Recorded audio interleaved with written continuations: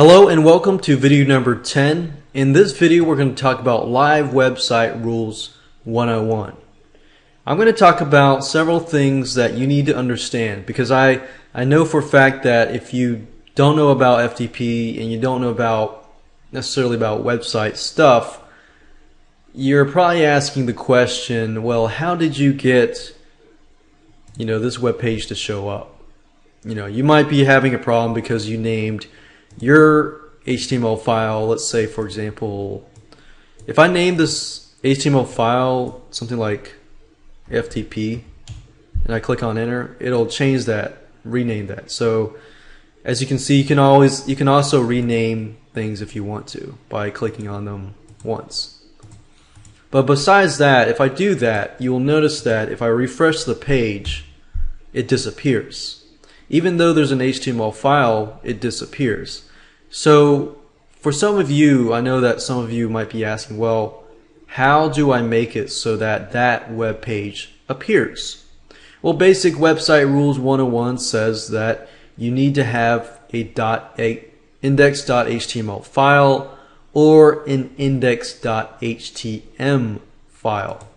So as long as your HTML or web page is called index.htm or index.html, it'll work, it'll show up. So if I refresh the page again, I see the page. Even if I rename it to index.html and I refresh it, it's the same. Even .index.php files will work, but if your file is anything other than an index.html file, then you pretty much are not going to have a website up. So as you understand that as long as there's an index.html or index.html file within a folder, any folder of yours, then it'll appear on the web browser.